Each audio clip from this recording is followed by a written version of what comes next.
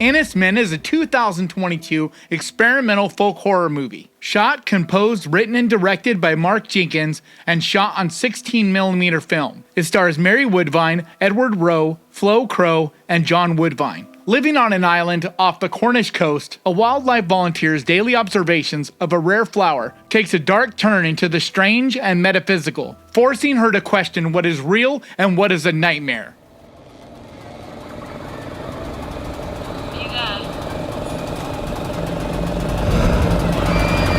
So this is another experimental, artsy type of movie. It falls into that same vein of movies we've seen recently, like Skinamarink and The Outwaters, which are both really interesting, creative movies, not necessarily for everyone, but very interesting and experimental as hell. And this is very much that same thing where it deals with liminal spaces. It's very much on this one location and the camera focuses on one individual thing. It'll just zoom in on a flower and it'll stay there for 5 minutes kind of thing.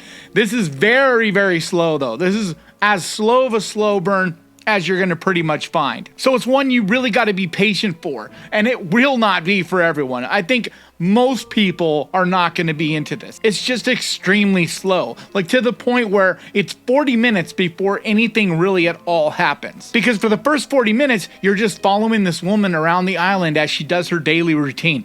And it's literally exactly the same every day. And it just goes day after day after day of pretty much nothing different happening, small things, but for the most part, it's exactly the same thing every day that happens. But this is a gorgeous film. The way it's shot, it has this 1970s grain to it. It was shot on 16mm, and that's the intention. This whole story is supposed to take place in the 70s, and it really has that feel to it. And the island that she's on is just stunning. I love coastal towns and islands, and just that real cold coastal island vibe. And this really has that. It does a really good job of conveying that. So if you enjoy nature, there's lots of it in this, and it's beautifully done. But like I said, there's no action, I mean nothing, for the first 40 minutes, so it tries your patience, even as patient as I am. As many experimental films and indie movies as I've seen, it was really testing my patience, to the point where I started making breakfast, and I was watching it, but I was still kind of making breakfast because I just couldn't sit there and just watch it anymore. But once it gets going, it kind of all happens at once, and it gets really interesting, and it goes into this ghosty, supernatural direction. And I thought the way they conveyed that was really interesting, but it's also kind of confusing. The way that it's all shot and the way everything happens, there isn't almost any dialogue in this movie. It's really just her on this island with these things happening, so you got to kind of figure out what is going on just based on these little weird things that happen in the song that's playing or in a visual you get, and you have to start to kind of put these things together. It has a very mystery quality. And so it's just very artsy and creative, and I love that kind of thing that makes you think and makes you have to kind of use your brain to put things together. However, this one was just maybe a little too much for me because I'm still trying to figure out what this movie was trying to say, what exactly happened, because like I said, it's very confusing in the way that it's shot and the way it's put together. There is no real answers. This movie ends with even more things happening that are symbolic and things like that are not necessarily said to you. There isn't anybody saying, hey, this is what this movie's about, or this is what just happened. So you can call me an idiot and say, hey, this movie's just too elevated for you. You're not smart enough to hang with it. Whatever, I'm not saying that I am, but I do know I still enjoyed this as a piece of art. I really appreciated what they were doing, and I'm glad I watched it. But I also know that for a lot of people out there, for most fans of horror, even though this movie does a really great job of building dread and atmosphere, and it just feels really oppressive and uncomfortable and does a lot of those things that I love, and I know a lot of you guys do as well, I know that for most of you, this is not going to be your jam because, like I said, it is slow as molasses. It's as slow as cold molasses out of the freezer.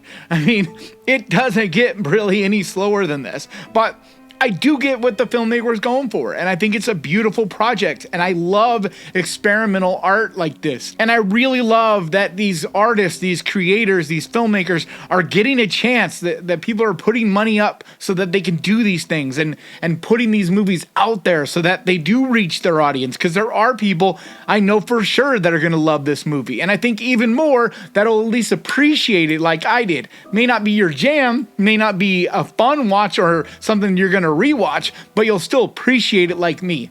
But I also want to warn you guys out there that even if you're a fan of art movies, even if you're a fan of slow burn indie horror, this still might not be your thing, because it doesn't quite go hard enough at the end either. Because like Outwaters was really slow and confusing and a lot of those things, but at the end of that movie there was a huge payoff that just really was worth the watch, worth the wait. This is a little more along the lines of Skinamarink. It's not as slow as Skinamarink, and there is more that happens than Skinamarink. You're literally not just staring at a wall and stuff for a huge amounts of time, but and I enjoyed Skinamarink too. You definitely should check out my review of that. Same with Outwaters. I reviewed both those movies, and I really appreciated both of them for what they do. But this movie to me, it was even more confusing than either of those. And even though it wasn't as slow as Skinamarink, I felt like this wasn't trying to put you in a headspace like Skinamarink was.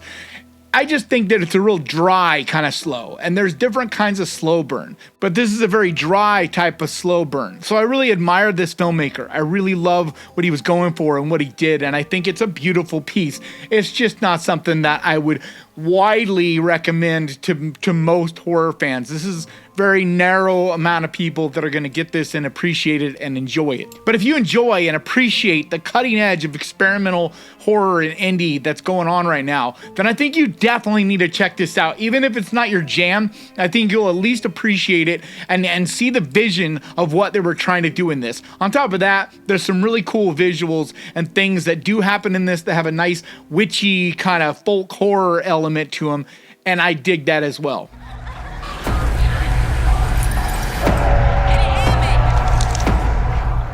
But that's going to do it for me today. Thank you so much for checking this out. If you enjoyed this, do me a favor. Hit that subscribe button and ding that little bell, because that's the best way to keep track of this channel. And when I post videos like this, and I post videos like this every single week, I also want to give a huge, massive, enormous thank you to the Ghost Pirate crew, to you guys over on Patreon, and to the channel members over here. You guys absolutely mean the world to me.